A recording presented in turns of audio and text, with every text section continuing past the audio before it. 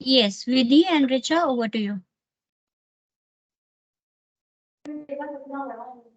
A very warm welcome to all the dignitaries, esteemed faculty members, and the participants. My name is Richa Chugh, and alongside my co host Vidhi Chauhan, we feel truly privileged and honored to have each one of you here today in this extraordinary space of inspiration and growth. We are thrilled to extend to you the opportunity to be a part of our workshop on value addition, life skills, ethics, and human values, organized by Amity School of Languages and convened by Professor Dr. Kumkum Ray.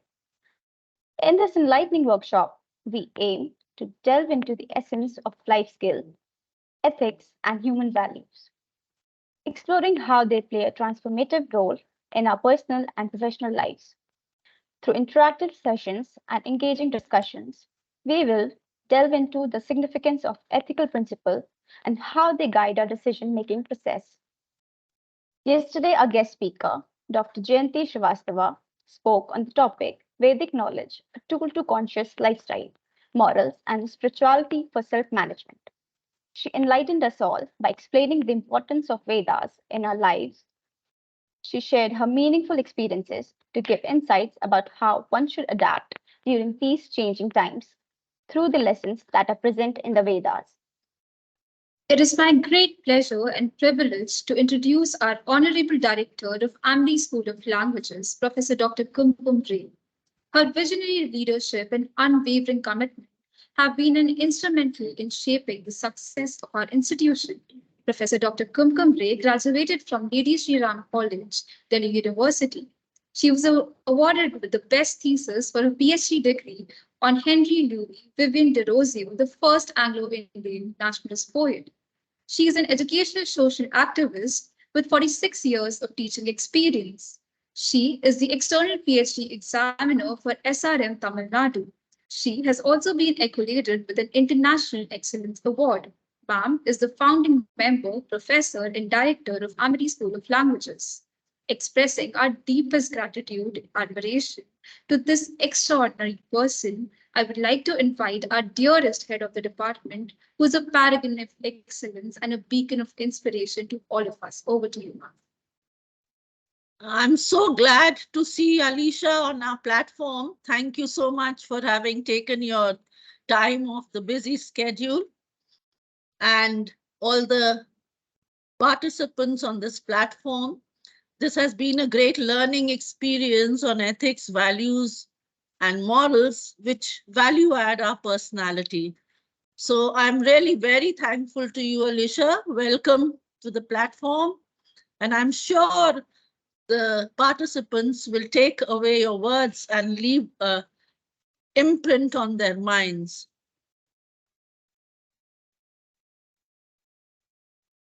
Thank you, ma'am.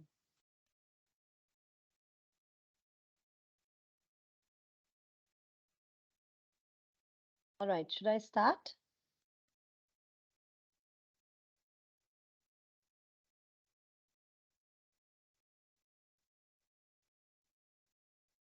Yeah, am I audible?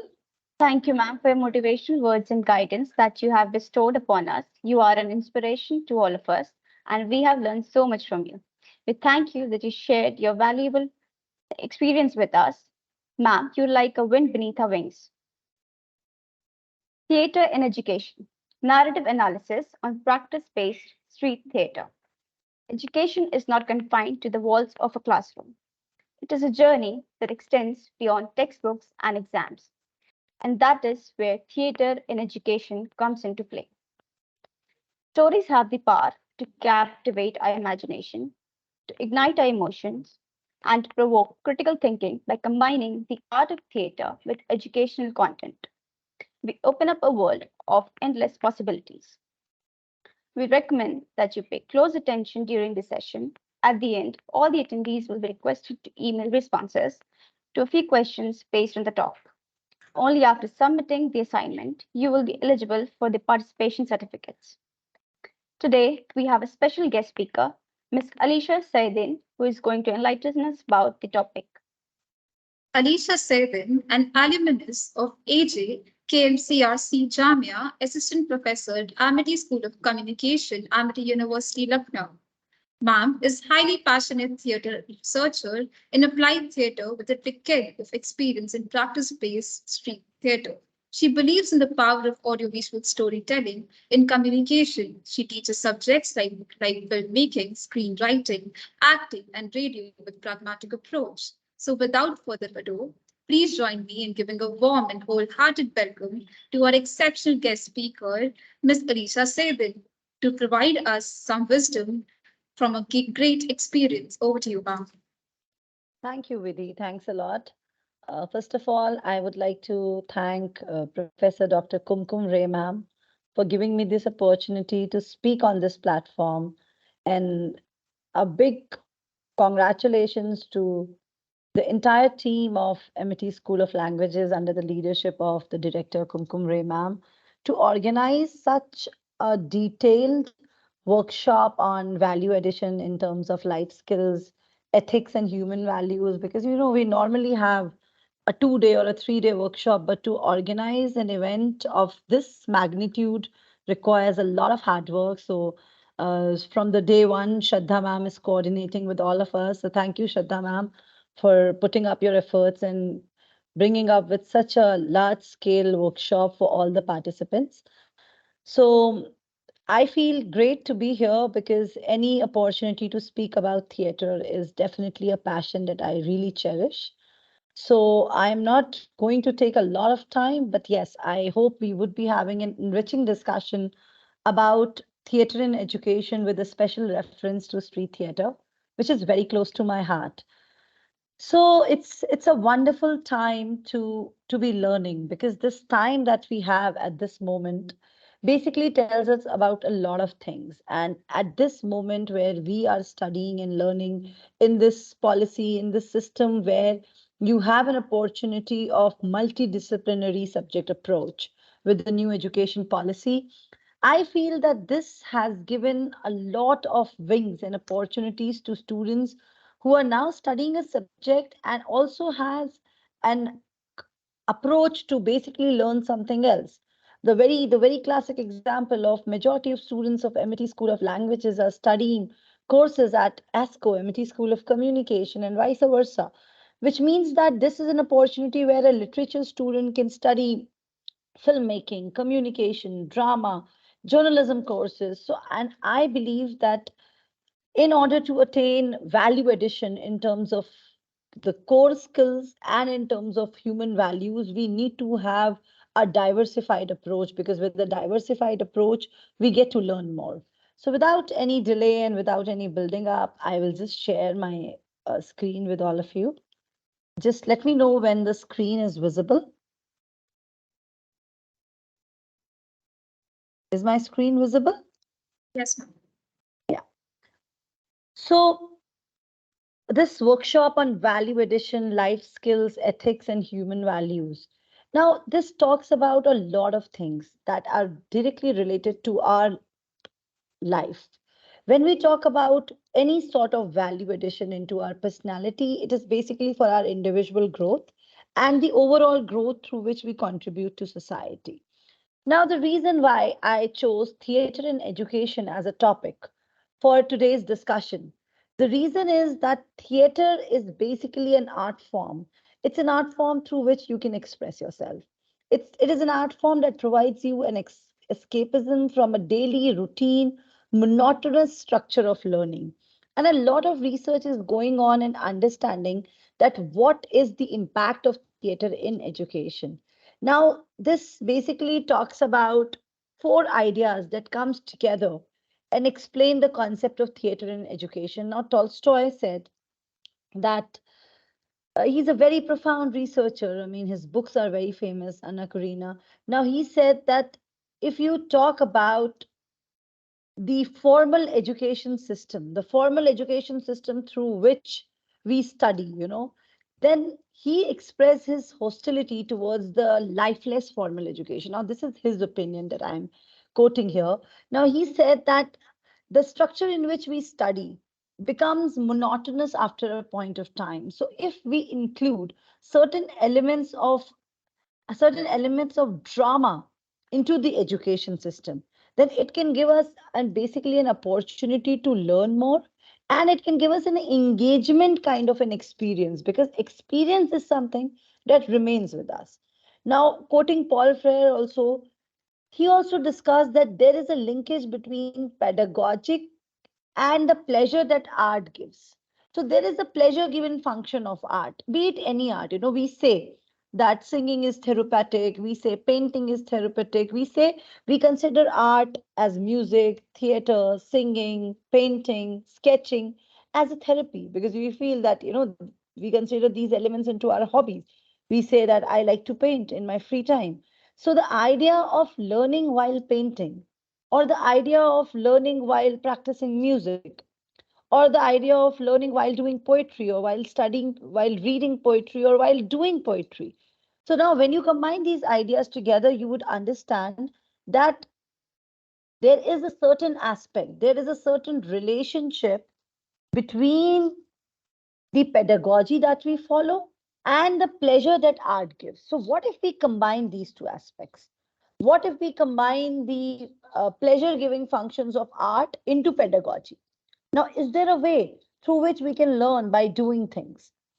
So the next idea that comes into picture is by Bertolt Brecht. He says that yes, because every art contributes to the greatest art of all, which is the art of living. Eventually, even why we are talking about things like value addition, ethics, and human values, because we want to contribute to the art of living. We want to contribute in living a meaningful life, in living a life that has moral values, that has ethics, social ethics, human ethics, through which we survive in the society. So Augusto Boal says that theater is the art of looking at ourselves. Now, if you really want to understand how to look at yourself, how to introspect yourself as a personality, how to engage with the conversation from yourself. Now, when you want to learn in engaging a conversation with yourself, you should look at theater, because the experiences that theater gives is very lifelike. There is an example that is always used when we talk about this context, that any art form that you make, any art form that you create, the time when the art form is received, the time when the art form is received, maybe the creator is not present. Even with films, we make films, and when you make a film, you produce a film, you edit a film, the film is done, and then the film is released into the market. So when it comes to the theater, you go and watch the film. By that time, it's a fixed product. It's a product which is existing. But when it comes to theater, it's a it, it's a live medium. I guess there's some disturbance. Please switch off your mic and telephones. Dr. Archana, your conversations are audible on the platform and disturbing the platform. Please switch it off. Yeah, so when we talk about theater, it is an art form that is very self-engaging. It's an art form that in which you engage with yourself and you engage with the audience at the same time. I was recently speaking to Zishan Ayub with an interview I was doing for my thesis, and he told a very interesting thing. He told me that theater is like a beating heart. While you're performing on stage in front of the audience, or when you're performing, it's like a beating heart. You understand the responses of your audiences, you understand, you are connecting with the audiences while you're performing live, and that is with any other form of live performance medium. So the idea the idea that we want to discuss here is, can we apply theater in education, or what is the origin of theater in education? I mean, it is already existing. It started in 1960s, and the first time theater in education started was from Britain, and that was a time in Coventry when there was a brigade theater, and they applied theater in education. They said that it would be interesting if we involve sub dramatic principles into learning.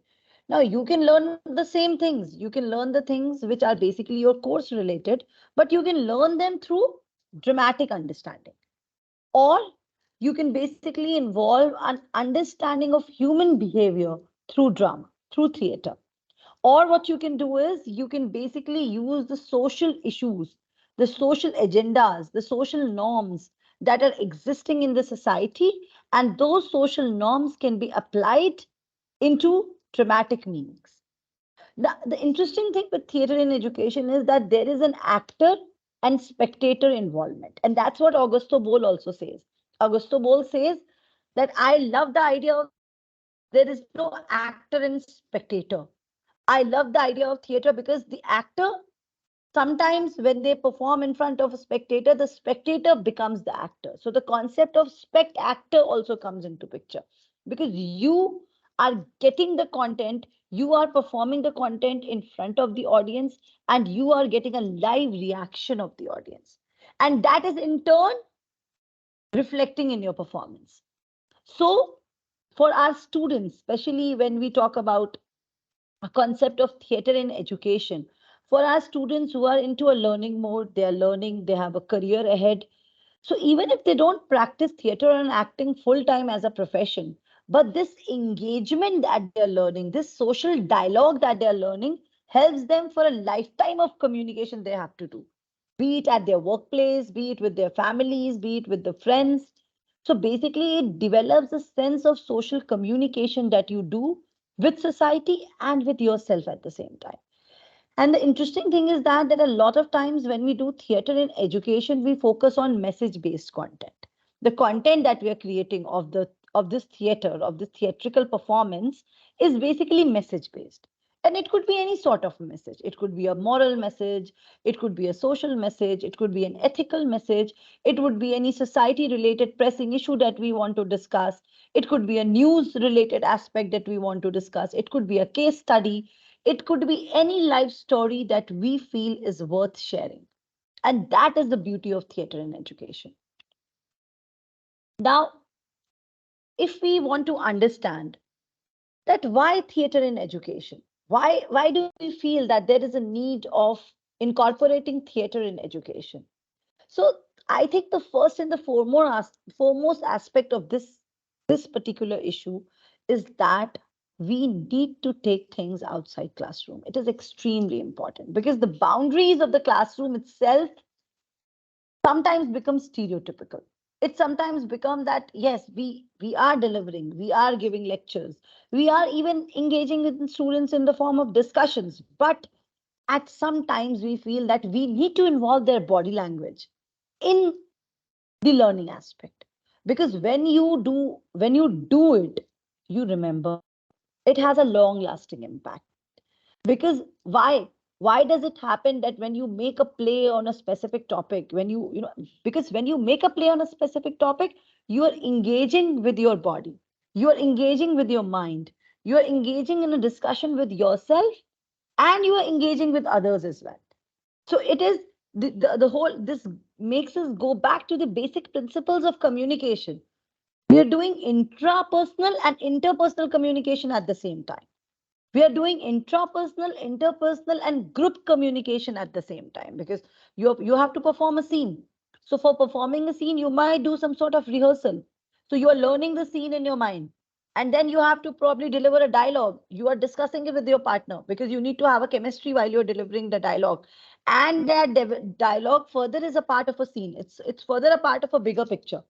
Now, when you're performing it in a scene, there is a scene dynamics involved. So scene is more than two people. So there is a group dynamics involved.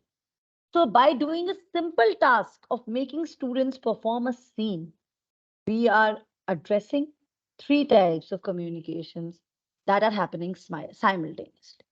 We are addressing intrapersonal communication, we are addressing interpersonal communication, and group communication. And we are learning group power dynamics also.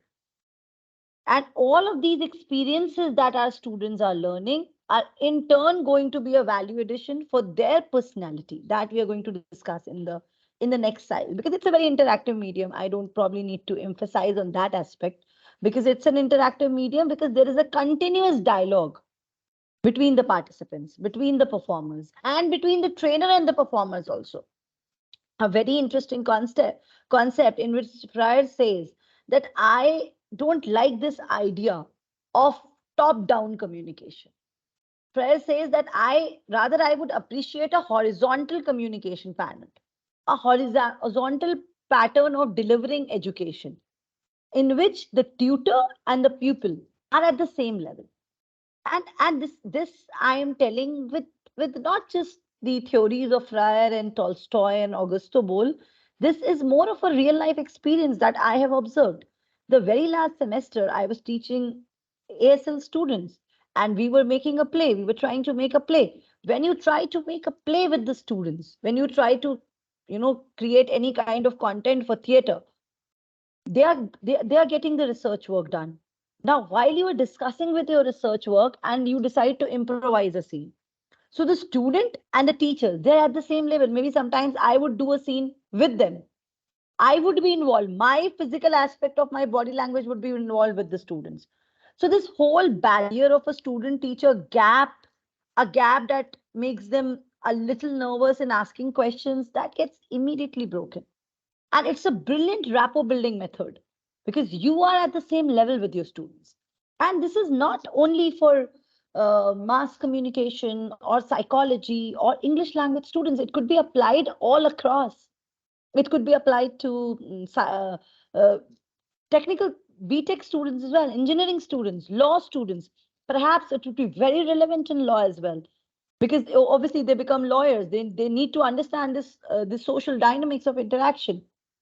There was this study that was done that the majority of the engineers that India is producing, majority of them are failed to bank a job because 75% of every sort of skill that they need to develop is soft skill, and 25% is the technical skill, because eventually you need to communicate. And I feel that theater in education is one of the best ways to develop soft skills, to develop communication skills, to develop confidence level, because it's not very easy to perform.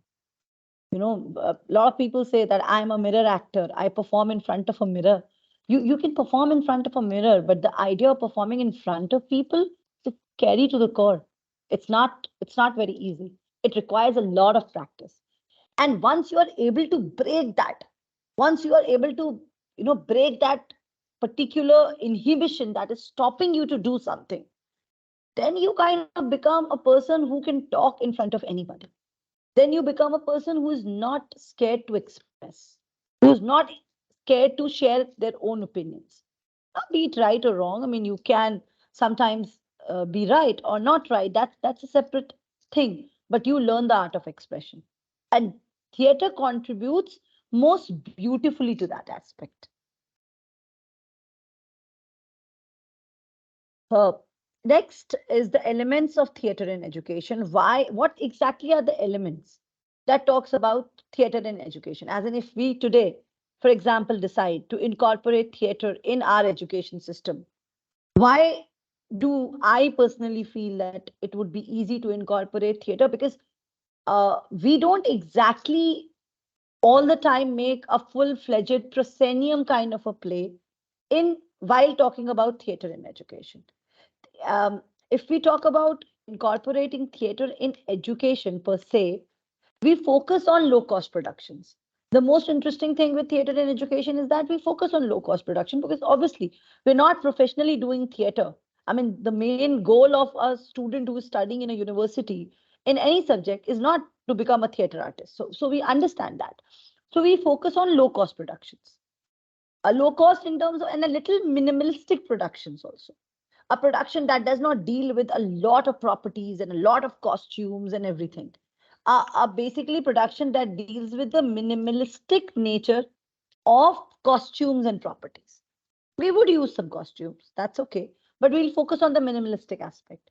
We'll try to have a small cast, and we'll make plays of less duration. We would not make plays that are of 2.5 hours. We will not make plays like Tughlaq, which are like really long, because obviously we understand the fact that these students that we are involving are also studying other subjects. They have a limited time. They have they have a particular class, and only in that class we can incorporate and we can do practice. Because if you expand the scale of the production, then obviously you would require a lot of time. And we focus on message oriented content. Now, this message could be a social message, an ethical message, a moral message, a news issue, a case study, anything that we want to focus on. Now, this aspect makes theater in education very relevant, because at the same time today we come across this issue. We come across this issue with media students also, that our students are not reading news. They're not aware. They're not reading newspapers. Majority of the time just goes by watching reels. Nothing against reels. We teach reel making here in ASCO. However, if majority of time of our students are going and just watching reels, the very fact of the questionable nature, where you are questioning yourself, you are questioning the society, you're raising questions, you're introspecting, you're analyzing, all of that goes to tank. So we want to make content which is message oriented, and for making a message oriented content, we promote an aspect in theater in education which is research. And it brings us to the very aspect of academia, that we say research is very important, and we prepare our undergraduate level students to focus on research through the theater in education. Because it's not easy to make a play on a topic. You want to talk about any issue, you want to make a play on black magic, fine. Now if you want to make a play on black magic, because that's what we recently did with the students of Amity School of Languages, now what do you need to tell me? You need to tell me where the black magic concept of black magic started. So you need to go back, do the research. So that is literature review. They actually review literature for making a play. So it takes you back there. You have to review literature. You have to come across cases. You have to come across news pieces. They bring cases that this is what happened in Kerala. This is what happened in Madhya Pradesh. That thing happened in Maharashtra. That a couple perhaps they committed suicide together as a part of a black magic ritual. So we now put all the cases and the news studies and the facts together. We develop a document on that particular topic, basis the research that we do. So, because we need to be very careful and very responsible in the type of content we are delivering through our theater, through our plays. And we focus on keeping the design of the play simple. Again, the idea is that because normally we deal with first time performers. So, perhaps you can build on it. For example, if a group is making play for the first time, the play could be slightly simple. You do it for the second time, you can introduce probably a little bit of more language and aesthetics into it. The third time, maybe you can slightly use a little bit more complex and complex aesthetical forms, and so on. But primarily we try to keep it focused, and we try to keep it simple and portable. Now, when I'm mentioning all these aspects of low cost production and the minimalistic nature and using human props, I mean, the idea of human props is where you yourself become a stool and somebody is sitting on you, or where you become a pillar of the pyramid that we are making. Now, a very interesting point comes into picture, that all these elements of theater in education resonate with street theater. A lot of aspects of theater in education resonates with street theater. Now, I am not claiming that street theater is the only format through which we can practice theater in education. No, it's a disclaimer that I want to give.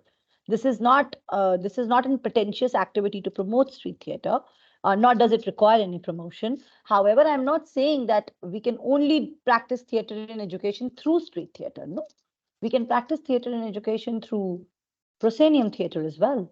That's completely okay, because we have societies like Upstage, which practice um, theater in education through Upstage, through proscenium theater, through mainstream theater. But now with my a decade of research in street theater, I have come across that the concepts and the elements of theater in education is closest to street theater.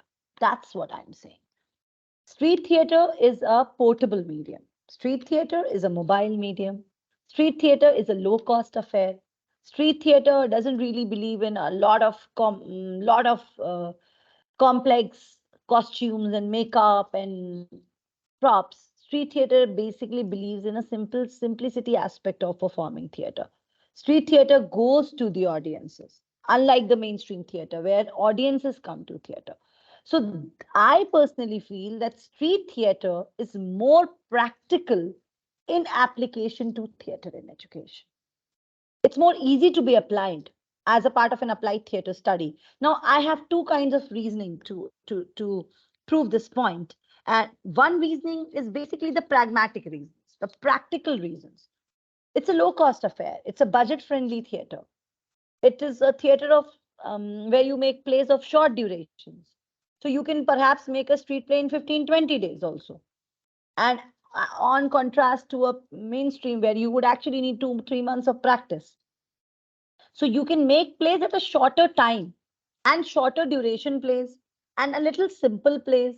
And they are all contributing to the bigger aspects like the ethics development, the communication skills development, the confidence building with a little bit less effort in terms of making a production because it involves less production cost also. And then this is one reason, which is a practical aspect reason. The second reason is a little macro to the practical reasons. It's a little bigger picture. And the bigger picture is I feel that street theater is a very essential tool in theater in education because of the conceptual factors of street theater as an art form.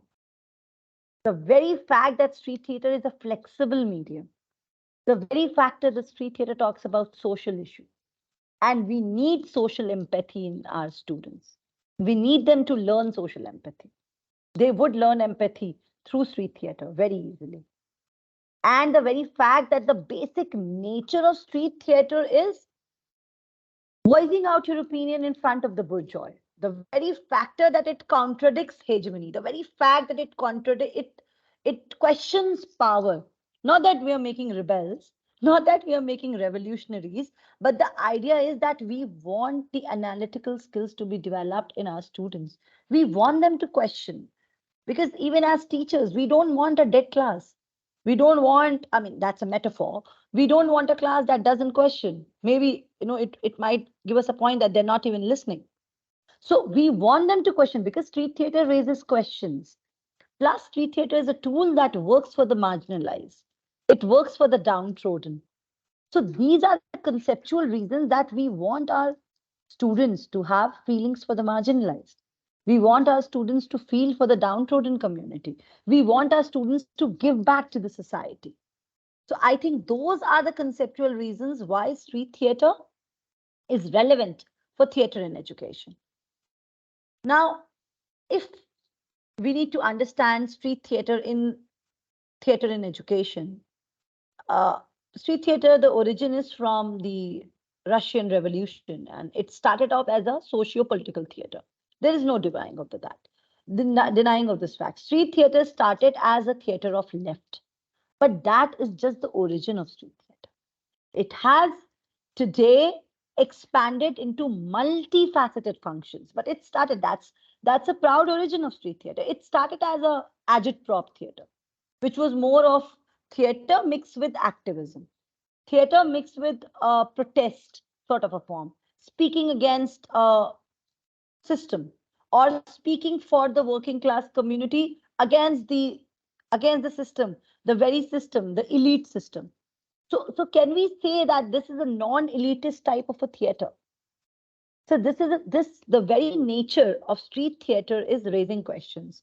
And we want our society to raise questions today. And we want our students to raise questions. Obviously, raise justified questions. And the very fact that street theater has an interchangeable nature, it's very interesting. The nature of street theater is interchanging. Now, why do I say that? As a part of my thesis that I'm writing, the interchanging nature of street theater is basically sometimes it is considered as an art form and sometimes it is considered as a tool of communication. That is the beauty of street theater. As in when you talk about and making an academic play or making a play that, for example, Asmita Theatre Group is making in Delhi under Arvind Gaur, the leadership of Arvind Gaur, they are spending 2 months in making a play, a street play. And we have academics in which we have time, students have time, they don't really have the responsibility to earn, their parents are providing them with a lot of facilities, so they have time, they're making play, they're focusing on the language, the aesthetics and the grammar of street theater. And at the same time, we have an NGO who is performing 10 plays in one day, and they just make play in 3 days.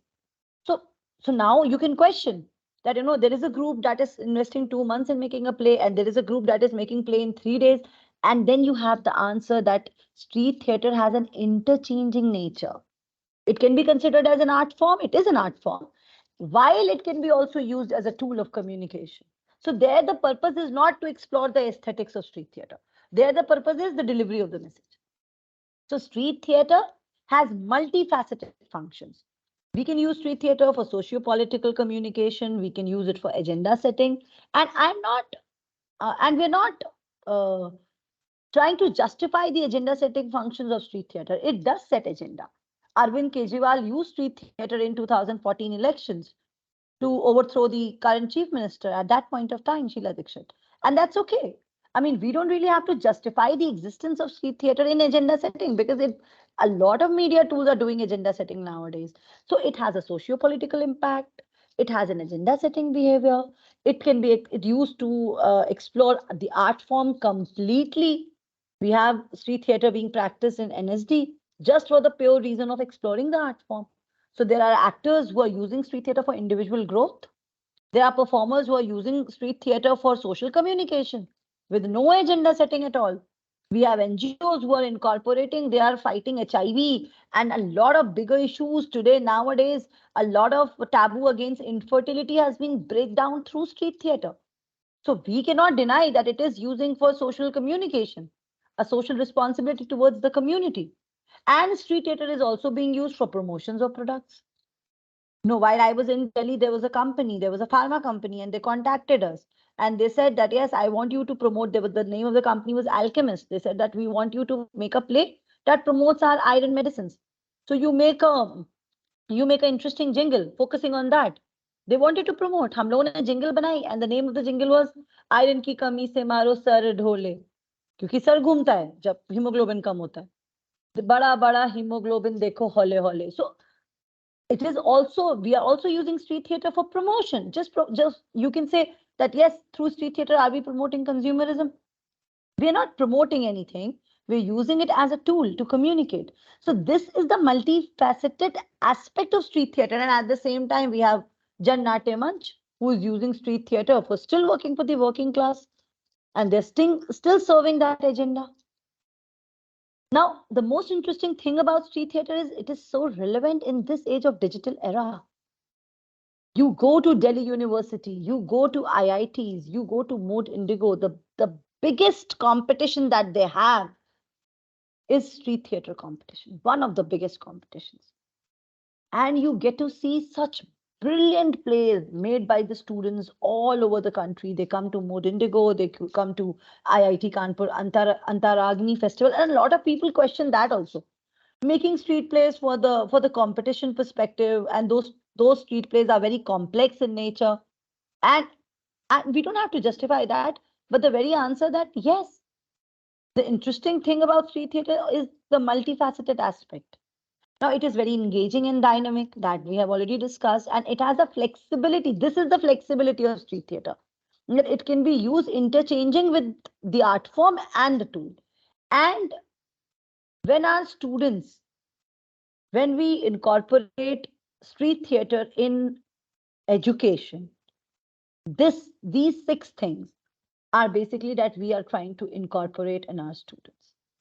Street theater has a democratic nature. Democratic nature as in by the people, of the people, for the people.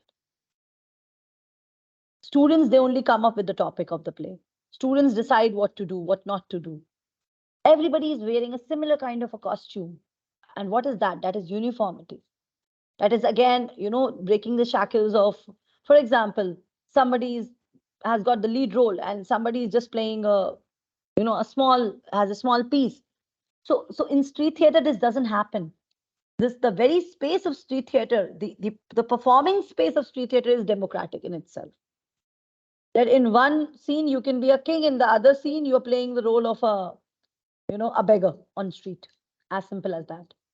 So the very idea of, this personality construct that happens in your mind immediately gets broken away when you're playing a role of a beggar. Keeps you grounded. It keeps you democratic. Plus, it has a beautiful aspect of collective creation. Now, this I personally feel leads to maximum skill development. क्योंकि street play में हम कहते हैं कि ये स्वलिखित और स्वनिर्देशित है. The very fact that it is self-written and self-directed.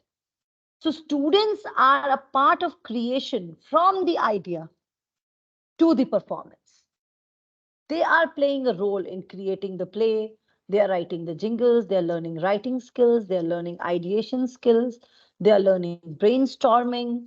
They are learning how to create a play. They are learning the acting aspects and improvisation aspects. They are learning the performance aspects. Plus, street theater is so dependent on the participants, each other performances. Sometimes we have two people saying the same monologue, and that requires a lot of coordination.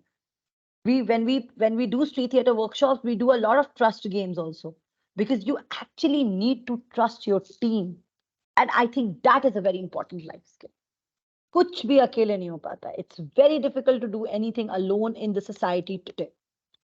We are all functioning together. We were doing a FDP yesterday and they were talking about collaborative research. Even if you want to make a film, you will have to do it with people.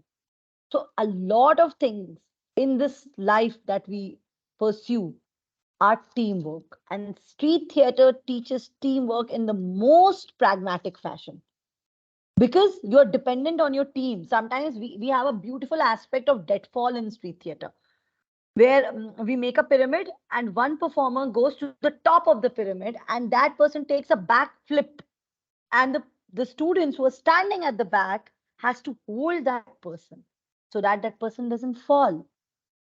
Now, this tells that you're trusting your partner, you're trusting your team members so much that you're ready to take a black back flip without thinking that you will, just fall flat to the ground. So that is the beauty, that is where the maximum skill development happen in students when we incorporate street theater in education. Now, the aspect that it goes to the audiences, that is the non-elitist nature of street theater. We are taking the play to the audiences. We are performing in the communities. Our students, they are going to the communities. Now, when you go to the community, it's an easy thing to say. You learn a lot by observing a community. You have to bear the heat when you go to the community. You have to bear the winter chill when you go to the community. You have to perhaps sometimes sit at the ground when you go to the community. You have to perhaps have a cup of cooler chai from that roadside hawker when you go to the community.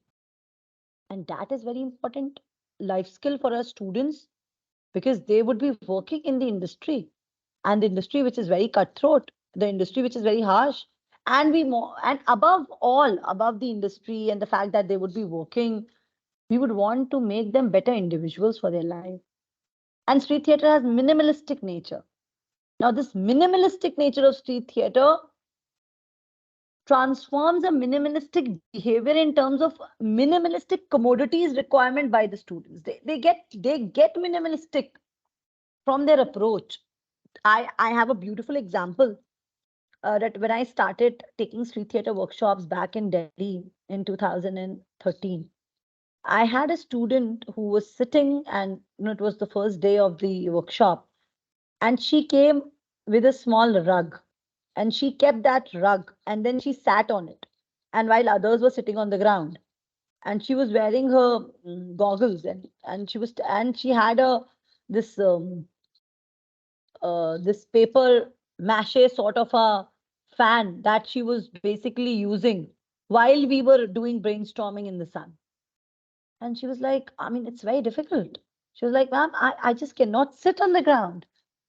My clothes will get dusty. I told her to wear a kurta next day. And after a month's time, that very girl, this is a case study, that very girl was loitering in the mud. She was so comfortable with the mud that she was, she was sniffing it, she was living on it, she was performing it. I could see her Crocs sliding away somewhere, her feet all dusted and everything, and she was so comfortable.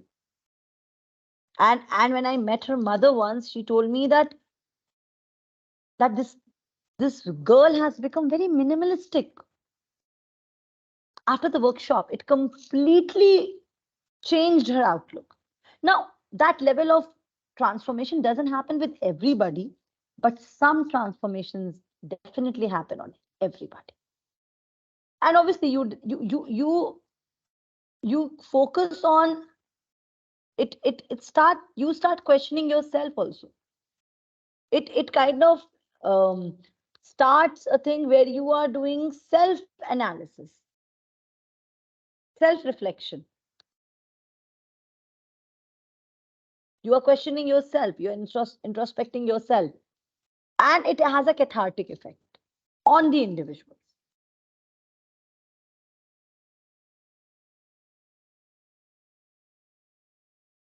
Because street plays talk about social issues, you develop social sensitivity and empathy that we have already discussed now.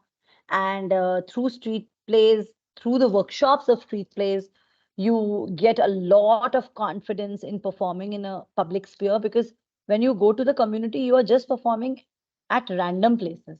You don't even know the places. And sometimes the audience, they are not very kind. Sometimes they're cruel. And you learn that also because the world is very cruel. Sometimes they just pass comments while you're performing. I was performing in Jamia and I got a comment, अरे ये हमको बताएंगी क्या करना है. And when you are performing, it is not a very simple comment, but you have to overlook that and you still have to keep on performing. Sometimes you can even engage a dialogue with the society people. When somebody says, अरे ये हमको बताएंगी क्या करना है, you can say, जी हाँ, कोई तो आपको बताएगा कि क्या करना है. So, you are kind of giving a creative answer to the questions being raised then and there. That is innovation and imagination that you have to incorporate while you are practicing street theater or while you're doing street theater. That is the kind of thing that gets developed. And it's a life skill, it stays with you forever. One of my students who did the workshop in 2014 is now working in a company in Bangalore. And he told me that there was this extracurricular activity that we had to do for team building. And he told me that, ma'am, it was a 1 day activity. And I asked the members of the team to come up together and make a play play on the life of a call center worker, because he actually works in an international BPO. He was like, we did a play on life of a call center worker in 1 day. I mean, those were not performers, those were non-actors. And in 1 day, we all bonded like we have never bonded. We made a play together. We had an awesome team building. There was one person who took the ownership of everything, so that the leadership also developed. Plus, everybody, a person even who was not a performer, say a non-performer, also started feeling that, nahi, we have to practice, because you develop a sense of ownership for your performance. You want to, when you are performing, and that is when you start feeling ownership for things in your life, that's a very important life skill. And you start critical thinking. Somebody is doing a scene this way, you start thinking, no, can we do this scene some other way? So there comes creativity into picture. So just to sum it up, the very fact that street theater is accessible, because unlike a theater where the audiences come to the theater, so not everybody can afford tickets, not everybody can go. So it has an accessibility nature, it breaks the boundaries, the regular boundaries. You are at the same level with the audiences. You are not at an elevated level. When we are at an elevated level, because when we perform on stage, nothing against performing on stage, but just per se for discussion, when we perform on stage, there is a distance between audience and performer. There is no denying about that. There have been theories that have proven this already time again and again, that you are at an elevated level with the audience. While you're performing, you are at the same level with the performer, with the audiences when you're doing street theater. It has a social relevance attached to it. You start taking other perspectives seriously. then it promotes critical thinking in a way, and you also involve your local culture and heritage while you're performing street play. When I was in Maharashtra doing street theater workshops, we used to add few Marathi colloquial language sentences in making plays. When we were in Delhi, we used to add a little Delhi flavor into our plays. Now, when we are in Lucknow, we can add a little bit of the Lucknow ki tehzeeb and culture and the Awadhi language and everything into the play, because that's how we write colloquial dialogues, so that the community would connect more. And uh, in a way, you can focus on advocacy and activism through theater, because I personally feel that if you learn advocacy, that is for your life. It's a life skill, because sometimes you just have to advocate yourself in life, and a lot of times in your professional life also, and in your personal life also. Overall, street theater contributes in the personality development of an individual, because you get to learn so many life skills in street theater workshop through theater. So I guess I have.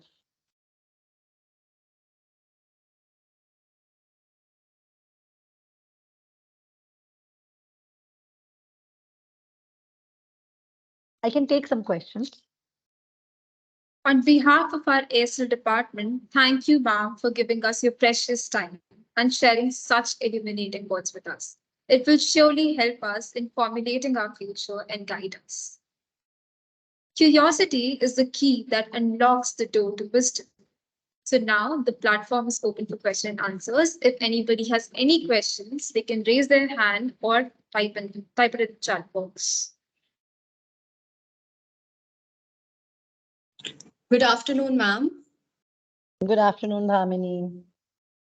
Ma'am, my question to you is that, I have been seeing this since many a time. Like, I've seen this many times that when any parent wants their child, they want their child to send to school, they think that education is the only thing that a child should pursue first of all. Okay, it's all right, but as you said, and as I also agree, that theater plays a very important role in personality building also, because when a child is going to school, he or she should know how to, and that those ethics will be, they will be taught through theater.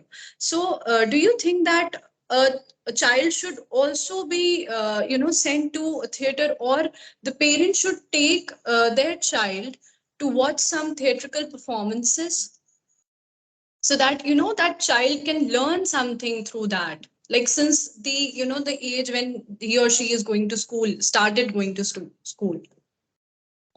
Uh, it's a very nice question, Bhamini.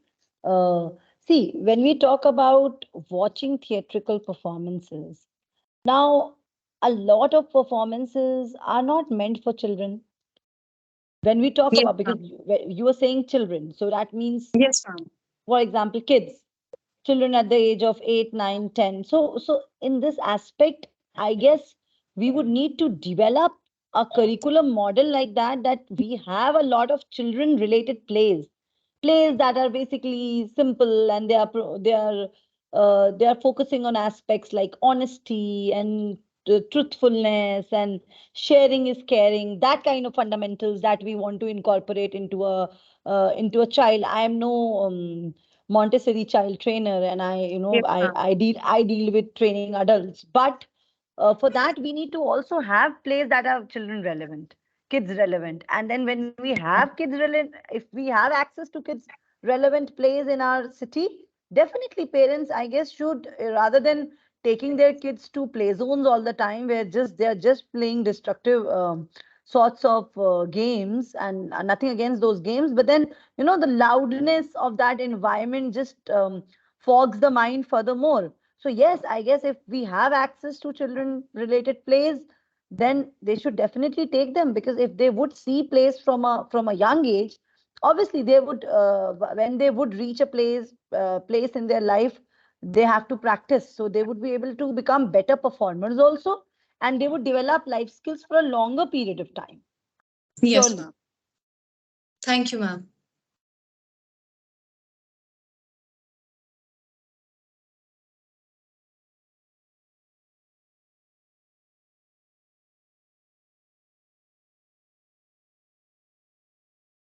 Yeah, I can take few more questions. Anybody want to ask a question? That's okay. Yeah, we have a Pranjal Tripathi's hand raised. Yes. Afternoon, ma'am. Good afternoon. My I'm a part of the theatre patrons here. So the main problem that we face during preparing any act or any drama is that the audience focuses on the spectacles and forgets about what the message is to be delivered and what the acting prospects are. So, like in this era of technology and modernity, how or what is the way that we can focus or we can make the audience focus more on what we are delivering rather than what the spectacles show? Your voice was breaking when you were asking the question, but I have somehow understood the main gist of it. If I'm not wrong, you want to know that when you do a live performance, sometimes they focus on different aspects, not on the main performance. Is that what you're trying to ask? Yes, ma'am. Like the audience is more involved or more attracted towards the spectacles, and they forget about what the motto of the act is. Uh, to answer that, again, this has been a problem since day one that we as creators or we as performers focus more on what to think about. You know, when we are delivering a message, like the very fact of the power dynamics playing a role here is when you are delivering a message, then also you are focusing more on what they should think. So the idea of theater is not to drive them to a message that you want to communicate. It is not just that. While you're doing a live performance, maybe they're focusing more on the spectacle aspect. Maybe they're focusing more on your props. Maybe they're focusing more on the whole, the whole entertainment aspect of your play. That's okay. Maybe you need to do more performances. So you're performing once, perform twice, perform thrice. Go to the audiences. They will get your message. But we cannot make them think what we want to make them think about. They are free to think. They are free to take whatever they want to take. That's the flexibility of a performance. हो सकता है किसी को सिर्फ गाना अच्छा याद रह जाए. I once we did a play, and there was this play was whole on gender stereotype and everything, and there was this woman who was pregnant, and her mother-in-law was more interested to know that whether it's a male child or a female child, and the mother-in-law takes the daughter-in-law to a baba, and tries to know through the baba, like a superstitious sort of a scene it was, where she was trying to know that baba, please tell whether it's a male child or a female child. And then this baba has a very interesting dog. Now this dog starts barking and doing all those creative things, and moving from here and there, and then this dog goes to the woman and start taking rounds, and this woman is standing in front, and then the dog starts sniffing the woman, and then dog starts barking at the woman, and then eventually the dog starts barking on this woman, like in an unstoppable fashion, like very angrily. The dog almost howls at the woman. And then when the dog howls at the woman, the baba says that भगवान तुझसे बिल्कुल भी संतुष्ट नहीं है, क्योंकि तुझे तो बेटी होने वाली है, something like that. So now when the whole performance was done, this was a serious performance. The whole performance was done. We did a post dialogue with the community people, and they said, I was like, what did you like the best? They were like, वो कुत्ता बहुत अच्छा लगा जो भौंक रहा था. That kutta there was just a metaphor. That dog was a metaphor in that scene. It was not the main message, but the very fact that dog was, because obviously, first of all, a human being was playing the role of a dog.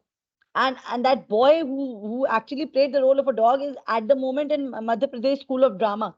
He's studying in MPSD.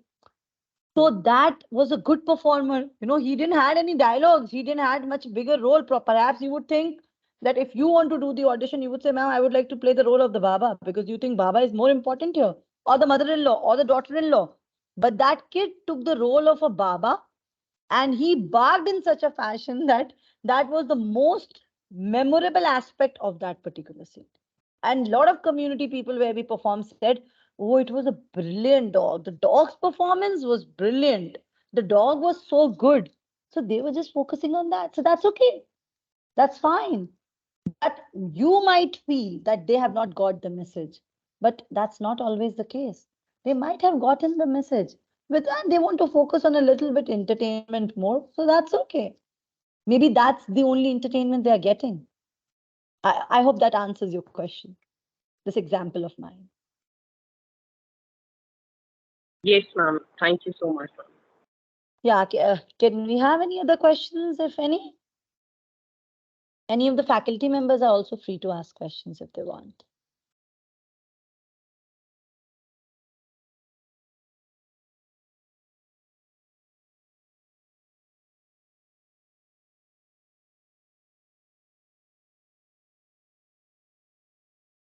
I guess that's it, Vidhi. We don't have any more questions. Thank you for your questions, and thank you, ma'am, for such great and polite answers. It was so overwhelming talking to you. Thank you, Vidhi. Thank you, Richa. Together, let us embrace this exciting adventure of knowledge, compassion, and personal development. Your presence and active participation are what make these gatherings truly extraordinary. Let us seize the opportunity to grow, inspire, and create a positive impact in the world.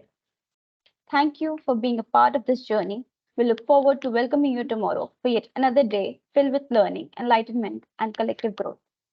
See you all on 27th of July 2023 as we have Professor Pooja Verma as our eminent speaker. Please note that the timely completion of the assignments is solicited as it is important for the certificates. Thank you all once again, and we wish you a great day ahead.